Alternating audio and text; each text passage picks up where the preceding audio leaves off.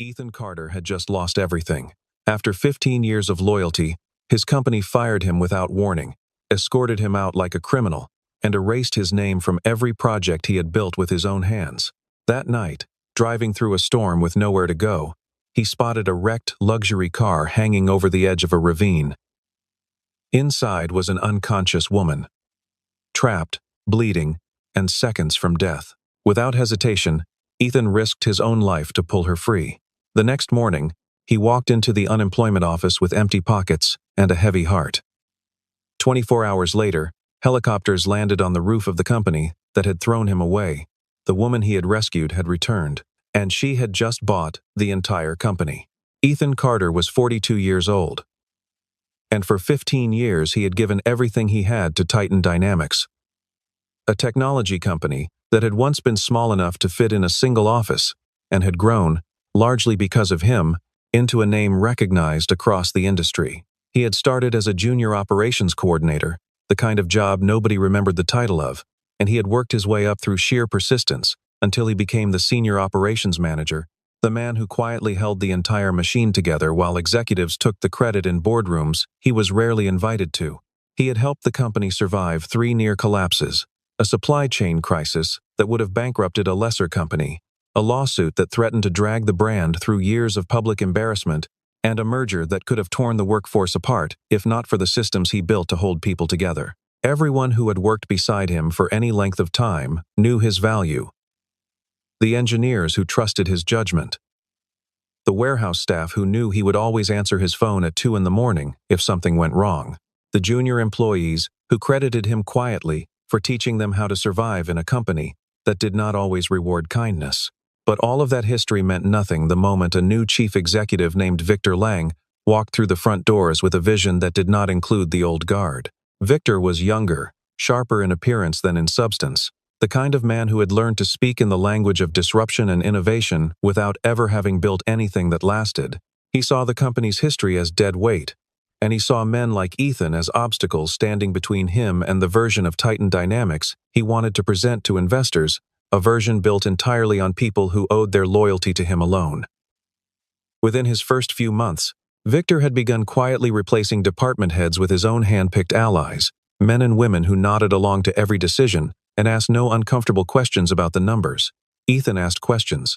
He raised concerns about a rushed product launch that skipped 2 rounds of safety testing. He pointed out that a new vendor contract Victor had pushed through would cost the company more in the long run than it saved. He was not loud about it. He was not dramatic. He simply did his job the way he always had, with honesty. And in Victor's eyes, that honesty had become a threat. The meeting that ended 15 years of Ethan's life arrived with no warning at all. He was called into a conference room on a Tuesday morning, under the pretense of discussing quarterly logistics, and instead found 2 members of human resources sitting beside Victor, folders already prepared, decisions already made before Ethan had even taken his seat. They told him his resistance to the new direction of the company had become a liability.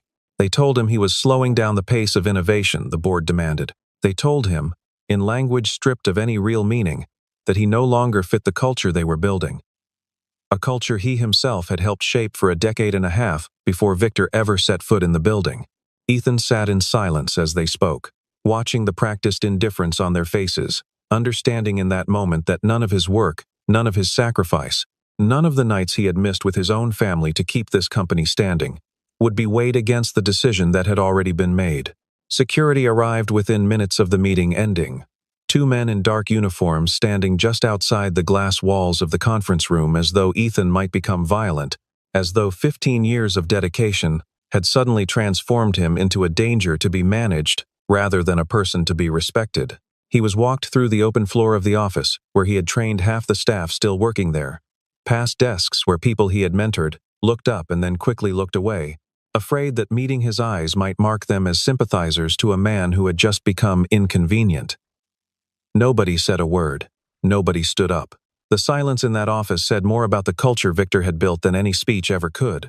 Ethan carried a small cardboard box, holding the few personal items from his desk, a framed photo of his daughter, a chipped coffee mug, a stack of old notebooks filled with handwriting nobody else would ever read, and he walked out through the front doors into a rain that had just begun to fall, as if the sky itself understood the weight of what had happened inside.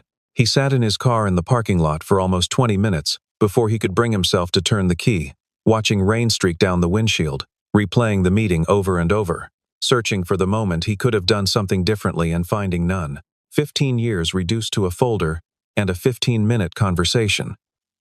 He thought about his daughter, about the promises he had made her about stability, about the mortgage payments due in 11 days, about how he was going to explain this to people who had always seen him as the dependable one. He drove home in numb silence, the radio off, the wipers struggling against a storm that seemed to grow heavier with every mile. And somewhere beneath the shock there was a quiet, simmering anger he did not yet have the strength to name. The storm that night was the kind that turned ordinary roads into something dangerous, sheets of rain coming down so hard that visibility dropped to almost nothing. The kind of night sensible people stayed inside for. Ethan had no destination in mind when he left his apartment again hours later. Restless, unable to sit still with his own thoughts, driving aimlessly along the winding mountain roads outside the city because the motion of the car was the only thing keeping his mind from spiraling further into despair. The roads here twisted along steep ridgelines, with nothing but a thin guardrail separating the asphalt from long drops into forested ravines below. And under normal conditions, they were already treacherous. Under a storm like this, with water pooling across blind curves, they were nearly suicidal to drive. He almost did not see it. Through the relentless rain and the fogged glass of his windshield, a flicker of light caught the corner of his eye, low, irregular, flashing against the black wall of trees just past the guardrail. He slowed the car, then stopped completely, squinting through the downpour until the shape resolved itself into something unmistakable. The underside of a luxury sedan, a sleek dark Mercedes, flipped onto its side and wedged precariously against a cluster of trees partway down the ravine. One headlight still flickering weakly, smoke beginning to curl up from beneath the crumpled hood. Ethan's first instinct, the instinct of a man who had spent his entire career solving problems other people walked away from, was already moving before his mind had fully processed the danger.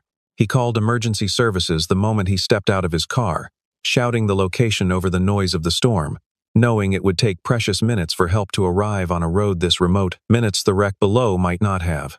He grabbed a flashlight from his glove box and began climbing down the muddy slope toward the wreck, his shoes sliding against wet stone and loose earth, branches tearing at his jacket, the rain blinding him every few seconds, as he fought for footing on ground that seemed determined to throw him down after the car.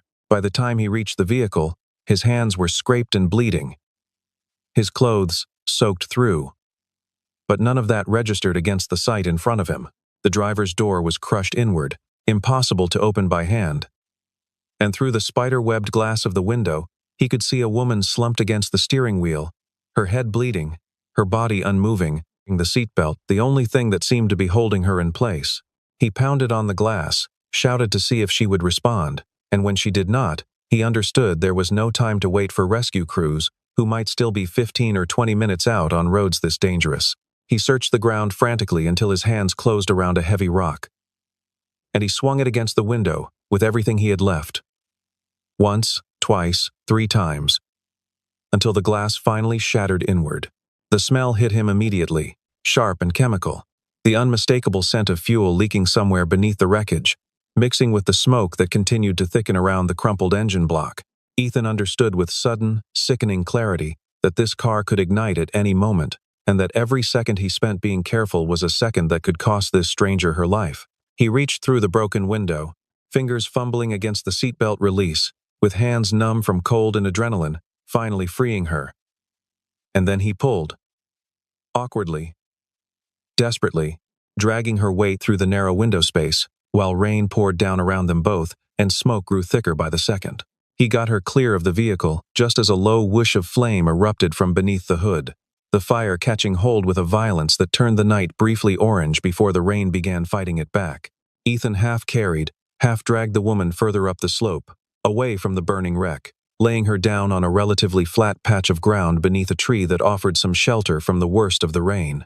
He checked for a pulse with trembling fingers and found one, faint but steady, and he stayed beside her, pressing his jacket against the gash on her head, talking to her in a low, steady voice even though she could not hear him, telling her she was safe now, that help was coming, that she was not going to die on this mountain tonight. The sound of sirens finally cut through the storm, perhaps 10 minutes later, red and blue lights sweeping across the wet trees, as paramedics scrambled down the slope with equipment and a stretcher, taking over with the practiced efficiency of people who had done this exact thing more times than they could count.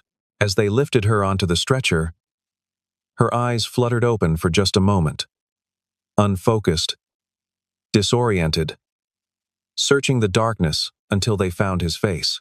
Her fingers closed weakly around his wrist, a fraction of a second of contact, of recognition that someone had been there, before her hand went limp again, and the paramedics pulled her away toward the ambulance waiting above.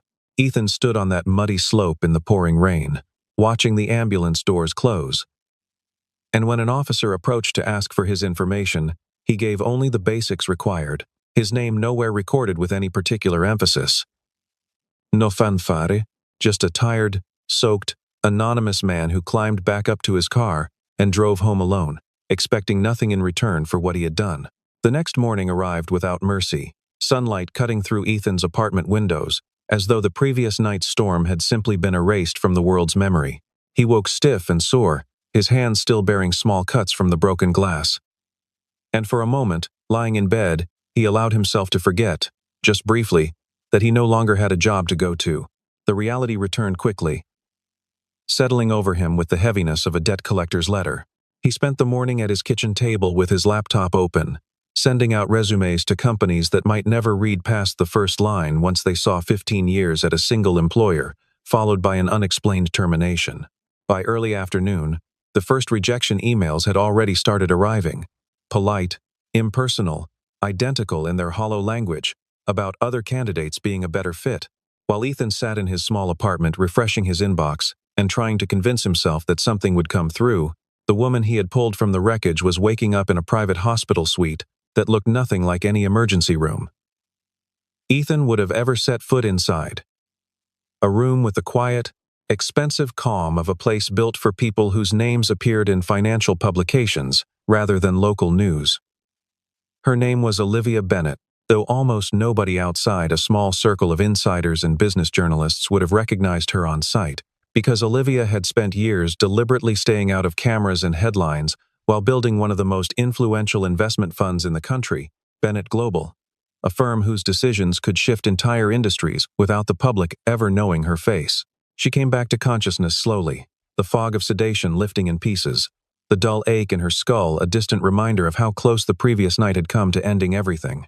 A doctor explained what little they knew, that she had been found unconscious near her wrecked vehicle on a remote mountain road, that emergency responders had arrived to find her already pulled clear of the car, that paramedics on scene had noted a man at the location who left before authorities could gather more than a name and a brief statement. Olivia listened to this with a strange, disoriented clarity, piecing together fragments of memory, headlights, rain, the shattering of glass, a voice telling her she was safe. Before the doctor had even finished speaking, she asked the only question that mattered to her in that moment. "Where is the man who saved me?" The doctor did not have an answer. Nobody at the hospital had thought to track down the identity of a passerby who had not stayed to be thanked, who had given a name to police officers focused more on documenting the accident than chasing down a story of heroism that, to them, was simply one more incident on a long night of storm-related calls. Olivia pressed for more information and received only vague reassurances that the police report would eventually be filed and made available, and she lay back against the hospital pillows, with a frustration that surprised even her, an unfamiliar feeling for a woman who had spent years training herself never to need anyone, never to depend on rescue, never to owe a debt she could not immediately repay. It was 2 days later, while Olivia was reviewing business updates from her hospital bed, because rest had never come easily to her even under doctor's orders, that a name crossed her screen entirely by coincidence.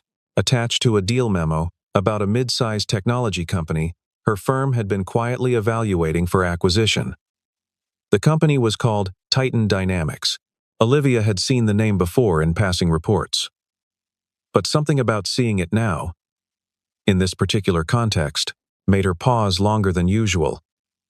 An instinct she had learned never to ignore in 20 years of building a business empire from nothing. Olivia did not wait for the police report to arrive through ordinary channels. The moment she was discharged from the hospital, she instructed her personal security team to find the man who had pulled her from that wreck, using every resource available to a woman of her means: traffic camera footage from the mountain road, the timeline of the emergency call that had first alerted responders to the crash, even the brief statement taken by the officer on scene that night. Her team worked with the kind of speed and precision that money alone could not always buy. But that money combined with genuine motivation absolutely could. And within 48 hours they had a name, an address, and a basic employment history that immediately struck Olivia as strange. The man's name was Ethan Carter, and according to the most recent records her team had pulled, he had been terminated from his position at Titan Dynamics the very same day he had saved her life. Olivia sat with that information for a long moment, turning it over, because the coincidence felt too sharp-edged to be simple chance. She had been examining Titan Dynamics as a potential acquisition for her fund for several weeks already, drawn by strong underlying fundamentals that seemed inconsistent with the company's recent leadership turmoil, and now the same company that had quietly discarded the man who had saved her life was sitting directly in the crosshairs of her next major business decision. She ordered a deeper internal investigation into Titan Dynamics that same afternoon, not the standard due diligence her analysts typically performed, but something more personal, more pointed, focused specifically on understanding exactly what had happened inside that company in recent months, and why a 15-year employee with an unblemished record had suddenly found himself unemployed. What her investigators uncovered over the following days only deepened her anger. Ethan Carter had not simply been a competent employee. He had been, by every internal metric her team could access, the operational backbone of the company for over a decade. The architect behind several systems and strategies that the current chief executive, Victor Lang, had been publicly presenting to the board and to investors as his own innovations. Internal emails, project documentation, and testimony from former colleagues who agreed to speak once approached carefully painted a consistent picture that Victor Lang had systematically claimed credit for work Ethan had designed and executed, while simultaneously working to remove Ethan from the company because his continued presence threatened to expose the gap between Victor's public image and his actual contributions. Olivia read through report after report with a controlled, simmering fury, the kind of anger she had learned long ago to channel into precise action rather than wasted emotion. She thought of waking up in that hospital room, of the question she had asked before anything else, and of the unsettling realization that the man who had saved her life had been discarded by people who never deserved someone like him in the first place. What exactly did this man lose his job for? She asked her lead analyst during a call that evening, her voice flat, controlled, betraying nothing of the storm building underneath. The analyst hesitated only slightly before answering. Officially, the termination cites cultural misalignment and resistance to new strategic direction. Unofficially, from what our sources inside the company suggest, Victor Lang wanted him gone because Carter kept asking questions about decisions that benefited Lang personally rather than the company. Olivia was quiet for a long moment, staring out the window of her temporary residence at the city lights stretching below, thinking about every account she had ever read of men like Victor Lang, men who built careers on borrowed brilliance and discarded the people who made them look capable the moment those people became inconvenient witnesses. She thought of Ethan Carter climbing down a muddy ravine in a storm to save a stranger he owed nothing to, the same night his employer had thrown him away without a second thought. "Prepare the acquisition," she said finally, her voice carrying the same calm certainty she used when closing deals worth hundreds of millions of dollars. "Move quickly. I want this done before Lang has any idea what's coming." Victor Lang, in the days that followed, had no idea that the ground beneath his feet had already begun to shift. He was, in fact, in an unusually good mood, having just finalized terms on what he believed would be the largest investment deal of his tenure as chief executive, a deal he had spent months courting, and that he believed would finally silence the small but persistent murmurs among board members questioning his leadership style. He had been told only that the investing party preferred to remain anonymous until the final signing, a request he found slightly unusual but ultimately unimportant given the size of the capital involved. He spent that week walking the halls of Titan Dynamics with renewed confidence, dismissing remaining skeptics on the board with the easy authority of a man who believed he had just secured his legacy. What Victor did not know, what none of his closest allies inside the company knew, was that the anonymous investing party closing in on a controlling stake in Titan Dynamics was Bennett Global, and that the woman behind that fund had a very specific and very personal reason for wanting this particular acquisition to succeed. Olivia moved with the precision of someone who had spent years learning exactly how to dismantle overconfidence without raising alarm until the final moment. Her team quietly acquired shares through intermediary entities, secured commitments from key minority stakeholders who had grown disillusioned with Victor's leadership but lacked the leverage to act alone, and structured the deal in such a way that by the time it was formally presented to the board, Bennett Global would already hold a controlling position regardless of how anyone voted. The day the deal was finalized, Titan Dynamics headquarters experienced something it had never seen before. The arrival of 2 sleek black helicopters touching down on the building's rooftop landing pad, an unusual sight for a company whose biggest previous spectacle had been a product launch with rented confetti cannons. A line of luxury vehicles followed shortly after, pulling up to the main entrance in a slow, deliberate procession that immediately drew the attention of every employee with a window view. Members of the press, tipped off by sources within the financial world who had caught wind of an unusually large and unusually quiet acquisition, began gathering outside. Cameras ready, sensing that something significant was unfolding, even if the full details had not yet been confirmed. Victor Lang was called into the main boardroom, under the impression that he was about to formally close the largest deal of his career. Walking in with the same easy confidence he carried into every important meeting, expecting to shake hands with investors whose names he believed he already knew. Instead, he found the long conference table already occupied. The head seat filled not by any of the contacts his team had been negotiating with for months, but by a woman he did not immediately recognize, dressed simply but unmistakably in command of the room, her presence radiating an authority that made the air feel different the moment he crossed the threshold. "Mr. Lang," she said, her voice calm and even. "Thank you for joining us. I think it's time we discussed the new ownership structure of this company." Victor's confident smile faltered slightly as he took his seat, glancing toward his closest allies on the board for some sign of reassurance, and finding only uncertain, guarded expressions staring back. "I'm sorry," he said, attempting to recover his composure. "But I believe there's been some confusion. We're expecting representatives from our primary investing partner this morning. You're looking at them," Olivia replied, sliding a folder across the polished surface of the table toward him. "Bennett Global has acquired a controlling interest in Titan Dynamics, effective as of this morning. We are now the majority shareholder." The silence that followed stretched long enough for Victor to feel it pressing against his chest, the slow, sinking realization spreading through him as he opened the folder and saw documentation that confirmed everything Olivia had just told him: signatures, transfer agreements, percentages that left no room for negotiation or denial. He looked up from the papers, his mouth opening to formulate some kind of response. Some angle of control he could still claim, but nothing came out, because for the first time in his career as chief executive, Victor Lang understood that he was no longer the most powerful person in the room. Olivia did not waste time savoring the moment, because satisfaction was never the point of what she had set out to do.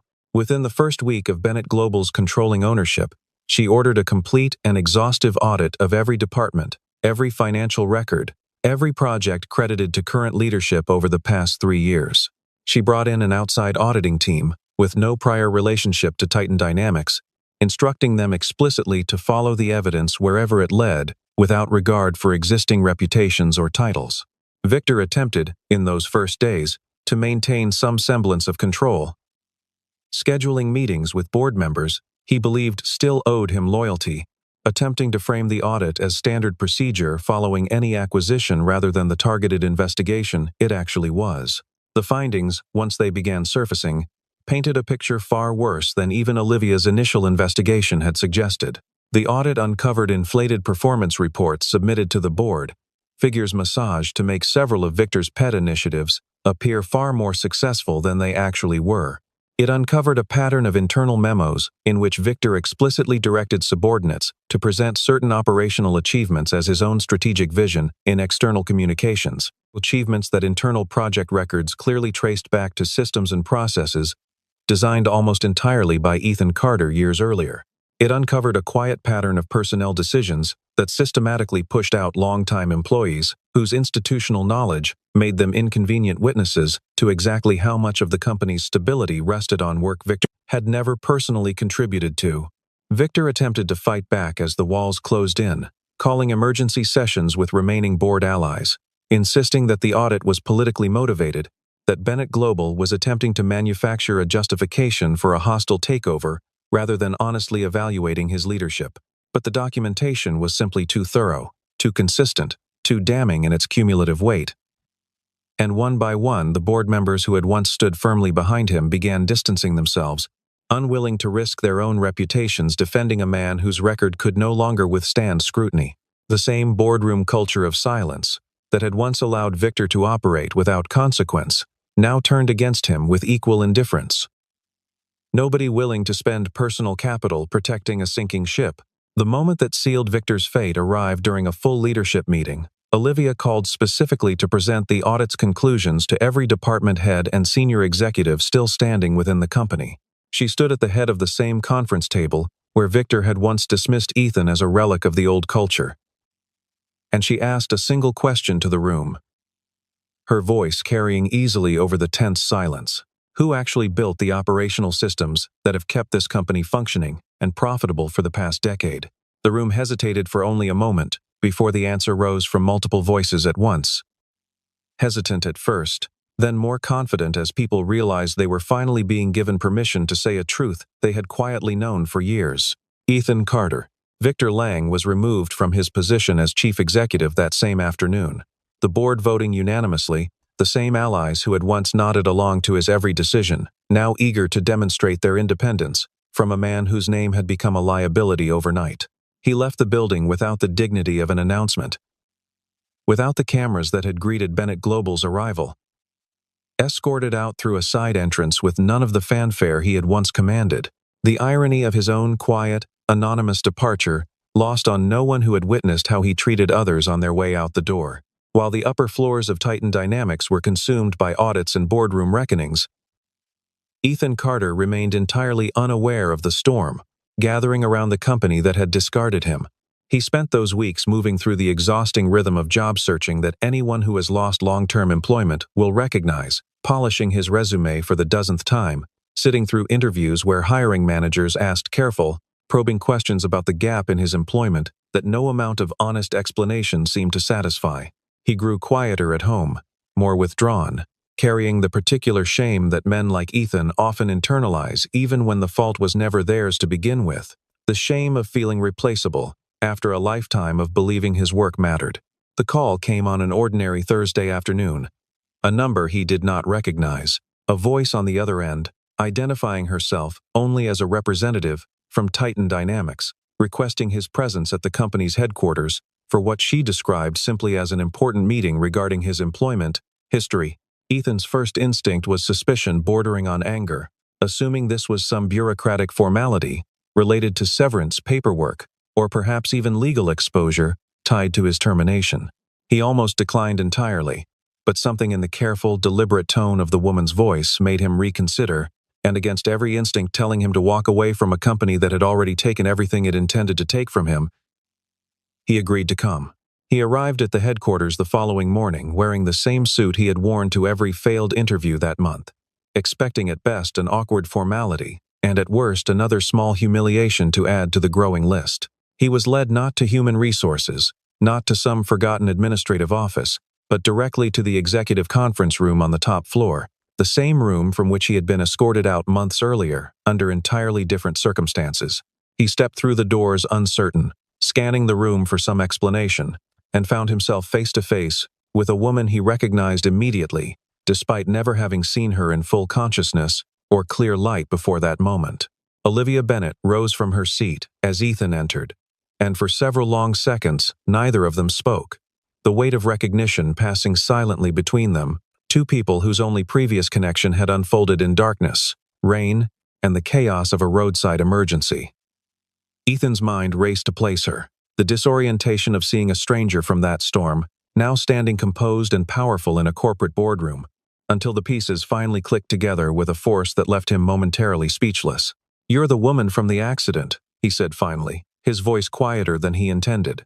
"And you're the man who saved my life," Olivia replied, stepping closer, her composed exterior softening just slightly with something that looked almost like relief. "I have spent weeks trying to find you, Mr. Carter. I had no idea, until very recently, that the man who pulled me out of a burning car was the same man this company had thrown away the very next day." Ethan stood frozen for a moment, processing the strange, almost impossible symmetry of what she was telling him. The realization that the woman whose life he had saved on the worst night of his professional life was somehow now standing in the very building that had ended that career. He had not expected gratitude.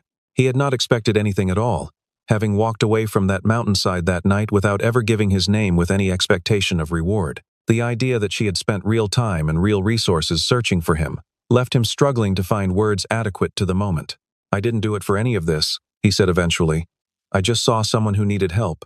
"I know," Olivia said simply. "That's exactly why I needed to find you."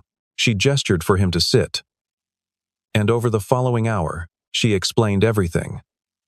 The investigation that had led her to discover his identity, the deeper investigation that had uncovered the true circumstances of his termination, the acquisition that had placed Bennett Global in control of the company, and the removal of Victor Lang once the full extent of his conduct had been exposed.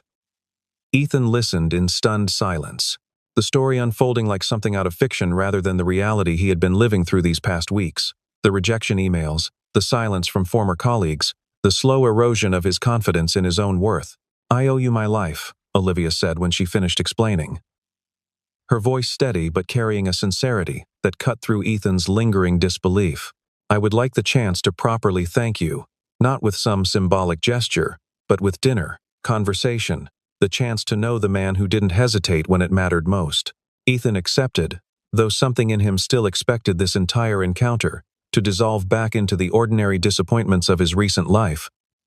Some catch he had not yet discovered, some condition attached to her gratitude that would eventually reveal itself. But as the weeks passed, and their meetings continued, first over dinner, then over coffee, then over long conversations that stretched late into evenings, neither of them seemed eager to end. Ethan slowly began to understand that Olivia Bennett was exactly who she presented herself to be.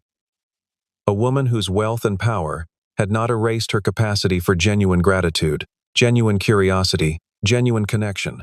In those early dinners, conversation moved carefully at first, the natural caution of two people unaccustomed to vulnerability.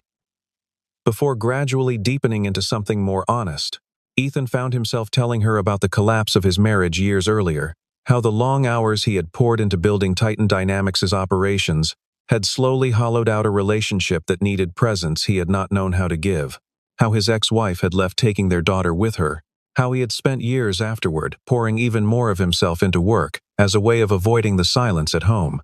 He told her about the particular loneliness of being indispensable, valued for what he produced rather than who he was, a feeling that had only crystallized into clarity the day he watched security walk him out of a building he had given the best years of his life to. Olivia listened without interrupting, without offering the hollow reassurances people often default to when faced with someone else's pain, and when it came her turn to speak, she offered her own history with the same unguarded honesty. She spoke of building Bennett Global from almost nothing, the years of being underestimated in rooms full of men who assumed her success belonged to some husband or father rather than her own relentless work, the slow accumulation of wealth that had brought with it a particular kind of isolation she had not anticipated. She spoke of relationships that had only ever seemed interested in her bank accounts, rather than her actual thoughts, friendships that evaporated the moment she stopped being useful, the quiet exhaustion of never being certain whether anyone around her wanted to know her, or simply wanted access to what she had built. "Everyone wants something from people like me," she admitted one evening, swirling the wine in her glass without drinking it. Staring out at the city lights beyond the restaurant window, "It's rare to meet someone who has no idea what I'm worth and helps anyway." "I didn't know who you were when I climbed down that hill," Ethan said quietly. "I just knew someone was going to die if I didn't do something." "I know," she said. "That's the part I can't stop thinking about." What grew between them in those weeks was not the immediate, sweeping romance of stories told for spectacle. but something slower and more grounded, built on the foundation of two people who had both learned, through very different circumstances, what it felt like to be discarded or used by people who should have valued them more. Olivia found herself looking forward to their conversations with an anticipation she had not felt in years. Rearranging her schedule around dinners she could easily have delegated to assistants, finding excuses to extend meetings that had no professional purpose at all beyond simply wanting more time in his company. Ethan, for his part, found himself laughing again, something he had not done easily in the months since his termination, finding in Olivia's company a kind of ease he had assumed his life no longer had room for. It was during one of these evenings, several weeks into their growing connection, that Olivia finally broached the subject she had been carefully circling since their first meeting in that boardroom. She told Ethan that the audit into Titan Dynamics had confirmed everything she suspected, that the operational excellence the company had relied on for over a decade traced directly back to systems and strategies he had personally designed, that Victor Lang's removal had left the company without anyone capable of providing the kind of steady, knowledgeable leadership it desperately needed during this transition. "I want you to come back," she said directly, no hesitation in her voice. "Not to your old position. I want you as Chief Operating Officer, with full authority to rebuild this company the way it should have been built from the beginning." Ethan's first reaction was not excitement but resistance, a reflexive flinch born from months of rejection and the lingering wound of having given everything to a company that discarded him the moment he became inconvenient. "I don't know if I can walk back into that building," he admitted. "Every hallway in that place reminds me of the day they walked me out of it." "I'm not asking you to forget what happened," Olivia said gently. "I'm asking you not to let the people who wronged you decide what you're capable of building next. Don't let the wrong people convince you to abandon everything you've worked to create."